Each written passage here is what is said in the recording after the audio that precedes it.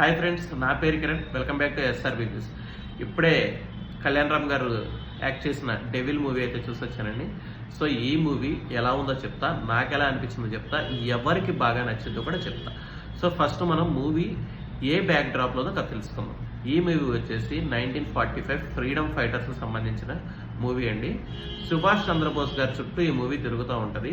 సుభాష్ చంద్రబోస్ గారు ఇండియాకి వస్తున్న ఇన్ఫర్మేషన్ బ్రిటిష్ ఆర్మీకి తెలిసి బ్రిటిష్ ఆర్మీ సుభాష్ చంద్రబోస్ గారిని క్యాచ్ చేయాలి అని చెప్పి కళ్యాణ్ రామ్ గారిని అసైన్ చేస్తుంది. సుభాష్ చంద్రబోస్ గారిని పట్టుకునే ఆఫీసర్గా కళ్యాణ్ రామ్ గారు బ్రిటిష్ ఆర్మీలో వర్క్ చేస్తూ ఉంటారు.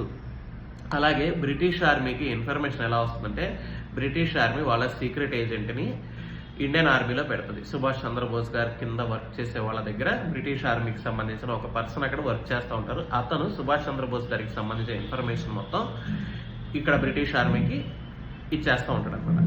సో ఇక్కడ కళ్యాణ్ రామ్ గారి ఇంట్రడక్షన్ గురించి మాట్లాడుకోవాలండి. ఫస్ట్ కళ్యాణ్ రామ్ గారి ఇంట్రడక్షన్ వచ్చేసి మనకి బోట్లో బ్రిటిష్ ఆర్మీకి సంబంధించిన ఒక షిప్ వస్తూ ఉంటుంది.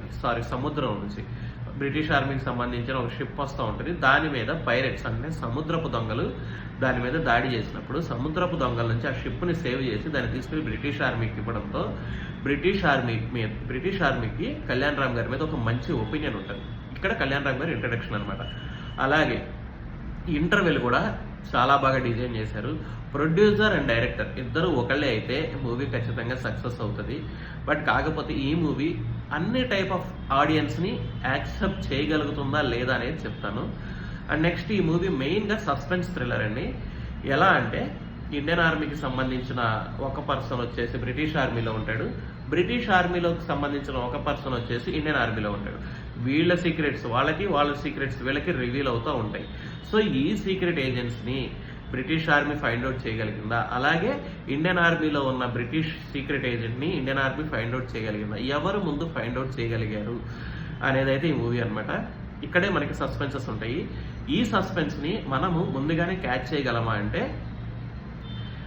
మనకి మెయిన్ ఒక చోట కొడతా ఉంటుంది. నాకు ఎలా కొడతా ఉందంటే, కళ్యాణ్ రామ్ గారే నేతాజీ ఏంటి, కళ్యాణ్ రామ్ గారి నేతాజీనా అని చెప్పి నాకు ఎక్కడో కొడతా ఉంటుంది. బట్ కాకపోతే కళ్యాణ్ రామ్ గారు ఎవరు అనేది మనం అస్సలు గెస్ చేయలేము.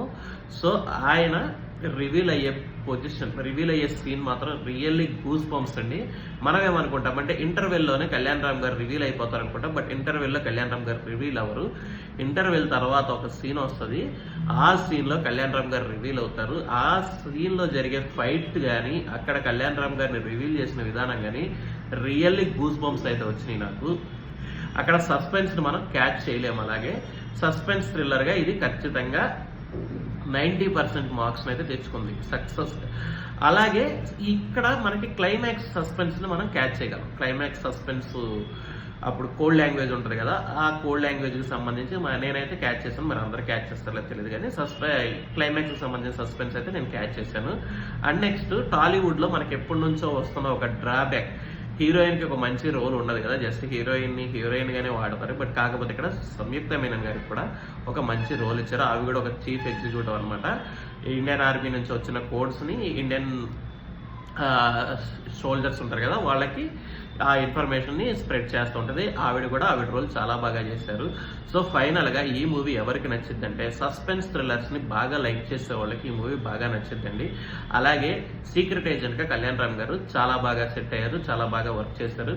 అండ్ నెక్స్ట్ మూవీ క్యాస్టింగ్ కూడా చాలా బాగుంది. మూవీ క్యాస్టింగ్ అలాగే బీజిఎం కూడా మూవీకి కరెక్ట్గా సెట్ అయింది. అండ్ నెక్స్ట్ ఇక్కడ ఎంటర్టైన్మెంట్ బాగా తగ్గిందండి. మూవీ ఎంటర్టైన్మెంట్ లేదు, మొత్తం సస్పెన్స్ థ్రిల్లర్గా ఒక స్టోరీ లాగా వెళ్తుంది. ఎక్కడన్నా మిస్ అయ్యామంటే మనం స్టోరీ కన్ఫ్యూజ్ అవుతాము. సో మేబీ ఇది ఫ్యామిలీ ఆడియన్స్కి అండ్ సిటీ సెంటర్స్లో అంతగా లైక్ రాకపోవచ్చు. సో మెయిన్గా ఈ మూవీకి నేను ఇచ్చే రేటింగ్ 3 టూత్ బ్రష్లు. ఎందుకంటే బ్రష్ చేసి వెళ్ళిపోయాను కాబట్టి 3 టూత్ బ్రష్లు ఇస్తున్నాను. 5కి 3.5 దాకా ఇవ్వచ్చు అనమాట.